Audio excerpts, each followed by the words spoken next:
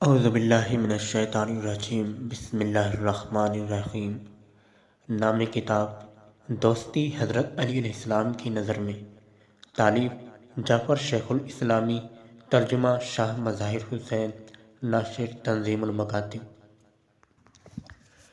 عرض تنظیم: تحریک دیداری کے پہلے مرحلے میں بانی تنظیم المکاتب خطیب اعظم مولانا سید غلام عسکری طاووسراء نے اگرچہ اپنی توجہ قیام مکاتب پر مرکوز کر رکھی تھی، مگر آپ کا نصب العین اس قوم کے ہر فرد کو دیندار بنانا تھا۔ دینی معلومات کے بغیر دینداری کا تصور بھی نہیں کیا جا سکتا۔ مکتب، مدرسہ، اسکول، کالج میں تعلیم حاصل کرنے کے علاوہ معلومات میں اضافے کا بہترین ذریعہ مطالعہ ہے۔ کتابوں کے معیار اور مطالعے کے رجحان سے قوموں کی حیثیت متعین ہوتی ہے۔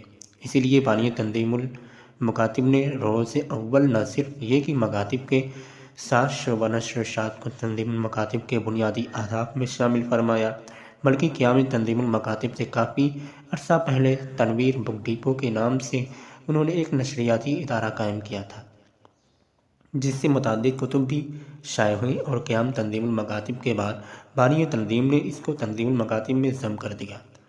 خطیب اعظم کی زندگی میں شعبہ نشر و اشاعت سے درسی کتب کے علاوہ حسب ضرورت و امکان متعدد علمی کتب شائع ہوئیں۔ پھر اس ذمہ داری کو علامہ جوادی نے سنبھال لیا اور ان کے ارشاد قلم سے قوم فیضیاب ہوتی رہی۔ علامہ مسلسل لکھتے رہتے تھے اور اپنی تصانیف کو ادارے کے حوالے کر دیتے تھے۔ علامہ جوادی کی وفات کے بعد یہ سلسلہ کچھ متاثر ہوا، مگر اللہ کے کرم سے دوبارہ اس خدمت کی رفتار میں اضافہ ہو گیا اور افاضل قوم کے تعاون سے متعدد کتب کے ترجمے منظر عام پر آ چکے ہیں۔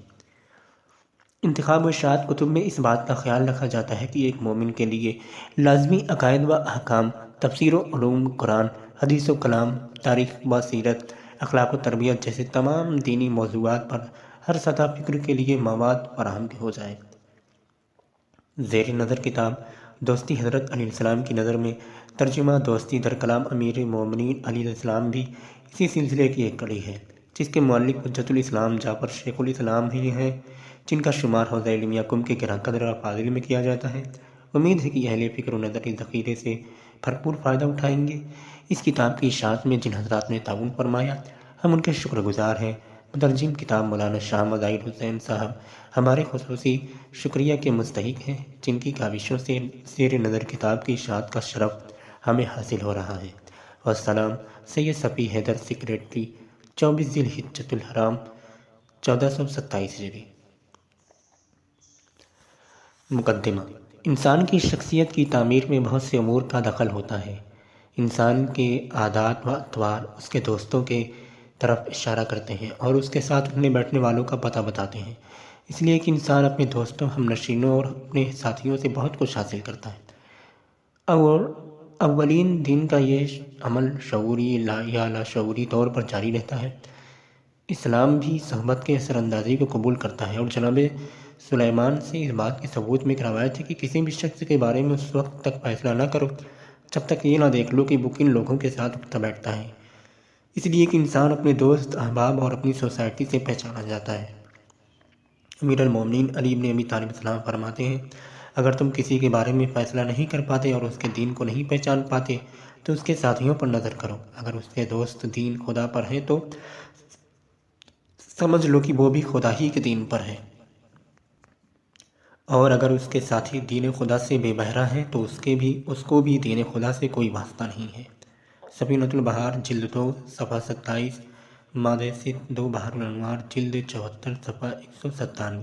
یہ سچ ہے کہ انسان کی خوش بختی اور بدبختی میں اس کے دوست کا بڑا ہاتھ ہوتا ہے۔ دوست کبھی اپنے دوست کو فنا کی پستیوں میں ڈھکیل دیتا ہے اور کبھی اوج و ارتقاء کی سربلندیوں سے سرفراز کر دیتا ہے۔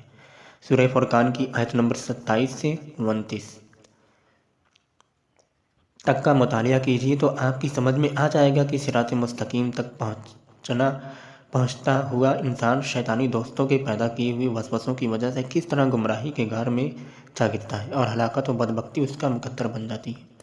قیامت کے دن گمراہ کن دوست گمراہ ہونے والے کا دشمن ہو جاتا ہے اور دونوں دست و گریباں ہو جاتے ہیں، ایک دوسرے پر لعنت بھیجتے ہیں اور پھر پچھتاوے کے درد سے بے حال ہو کے ایک دوسرے سے دور رہنے کی تمنا کرتے ہیں۔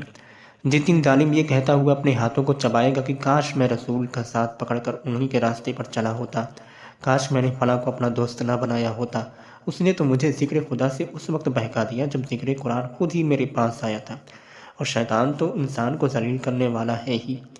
مدن سورہ زخرف کی 43ویں آیت میں قرآن مجید ان دوستوں کا راز فاش کرتا ہے جن کے باہمی دوست کی بنیاد گناہ، بدکرداری یا ہوس سے دنیا ہوتی ہے۔ ارشاد ہوتا ہے، بسم اللہ الرحمن الرحیم، الاخلاء یومئذ بعضهم لبعض عدو الا المتقین۔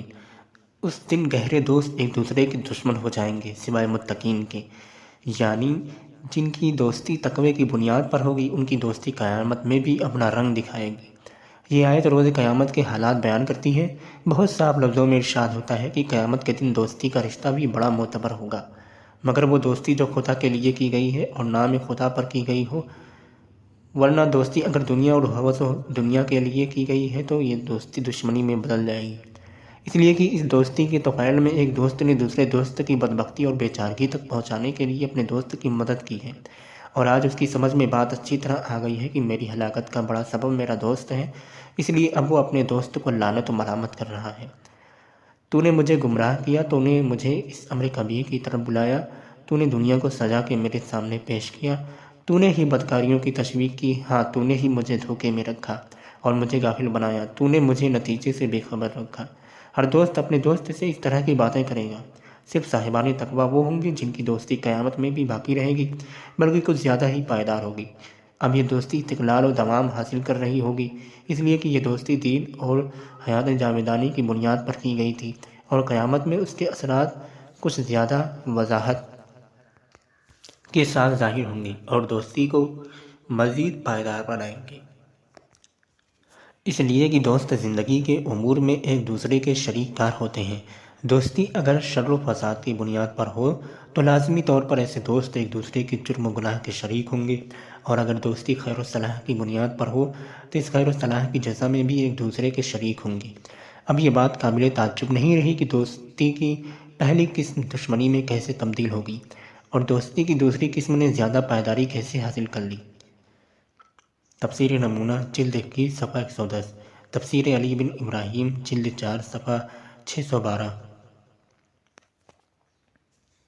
امام جعفر صادق علیہ السلام نے حتمی طور پر یہ فیصلہ سنا دیا ہے کہ خبردار ہو جاؤ، جو دوستی بھی غیر خدا کی راہ میں ہوگی قیامت کے دن وہ دشمنی سے بدل ہی جائے گی۔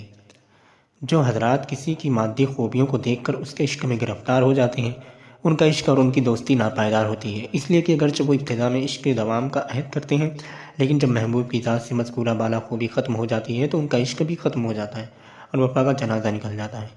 اس طرح کی مثالیں واقعی طور پر ہمارے اور آپ کے سامنے اکثر دیکھنے کو ملتی ہیں اور ہم اچھی طرح محسوس کرتے ہیں۔ سبب وہی ہے کہ جو شاخ نازک پر آشیانہ بنے گا ناپائیدار ہوگا۔ البتہ اس طرح کے واقعات سے ایک سبق ضرور ملتا ہے، اور وہ یہ ہے کہ خدا کے علاوہ کسی سے دل نہیں لگانا چاہیے۔ باوفا دوست اور سچے انسان ہی وہ لوگ ہیں جو معنوی اعتبار سے ایک دوسرے کے دوست ہیں، اور ان کی دوستی کسی وقت اور زمانے کی پابند نہیں ہوتی۔